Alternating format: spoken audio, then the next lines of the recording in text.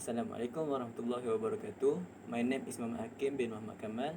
My metric number is 03DET18F1047. My supervisor name is Puan Azniza binti Zainul. Today I want to present a final year project. My project is rubber stepper control system.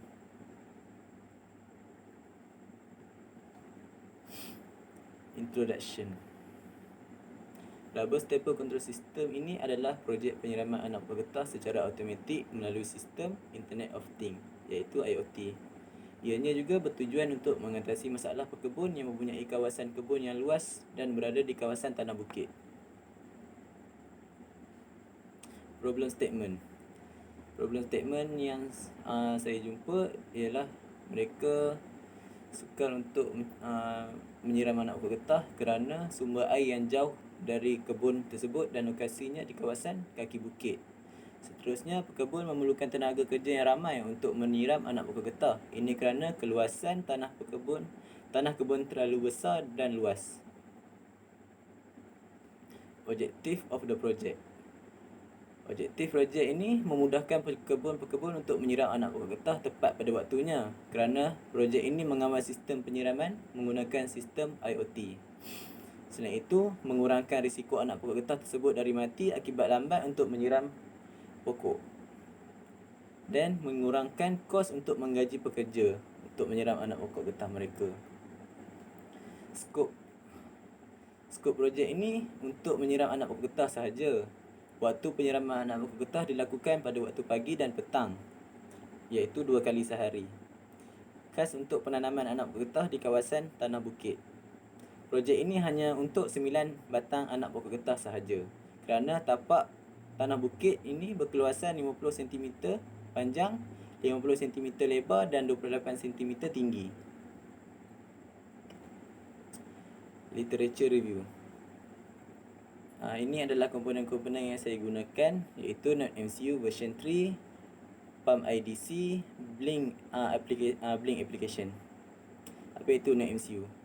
NodeMCU ini adalah sumber terbuka untuk reka bentuk papan prototype. Ia juga digunakan untuk menghubung Wi-Fi kepada litar projek tersebut, seperti projek yang saya buat. Pump IDC. Pump air ini digunakan untuk mengepam air dari tangki ke sprinkler. Last, aplikasi Blink. Aplikasi Blink ini adalah sistem IoT untuk mengawal projek saya dari phone sendiri. Seperti projek saya menggunakan aplikasi ini untuk on dan off pump air saya. Metodologi. Ini adalah flowchart projek saya. Flowchart saya ini bermula dari start, selepas tu pergi ke IoT, iaitu Internet of Things system untuk connect kepada phone saya. Selepas itu pergi kepada display reading in aplikasi Blink. Setelah itu pergi kepada switch on dan off. Switch ini ada di dalam aplikasi Blink untuk on dan off saya punya water pump.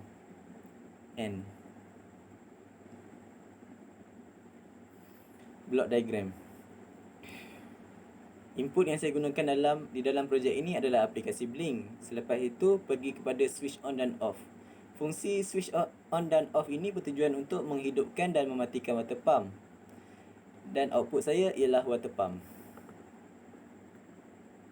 Schematic diagram.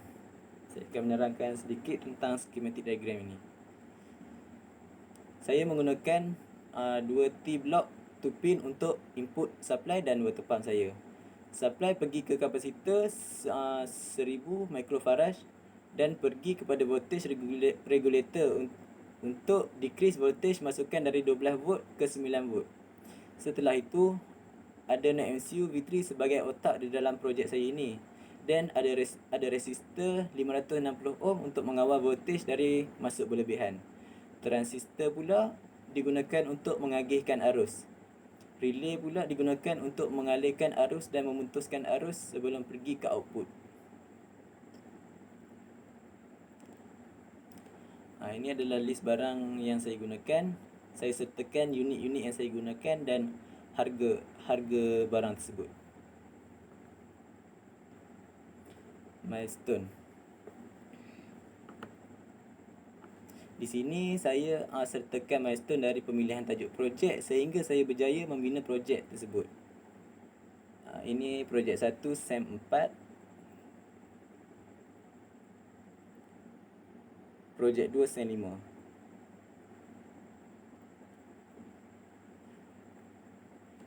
Ini adalah result projek saya. Keputusan projek saya ini ialah apabila saya tidak menekan switch pada serial monitor pada aplikasi Blink ini, pump air tidak akan berfungsi. Setelah saya menekan switch pada serial monitor itu, ia akan bertukar menjadi menjadi on dan pump air tersebut akan berfungsi. Ini adalah model projek saya.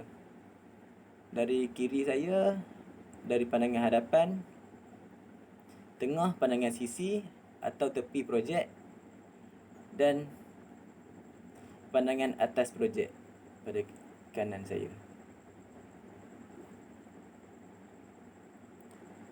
Discussion. Hasil discussion saya banyak menggunakan Google dan pekebun-pekebun sebenar untuk mendapatkan informasi berkenaan penjagaan anak pokok getah ini. Dari segi penanaman dan waktu penyiraman, hasil projek saya ini. Projek ini sangat membantu pekebun-pekebun getah di luar sana kerana boleh menghilangkan kerunsingan mereka atas faktor penyiraman pokok getah. As a conclusion, I contribute a lot of benefits, advantage and knowledge from all aspects such as technical and management. Then I can learn knowledge that I will not gain from a outside world. That's all. Thank you.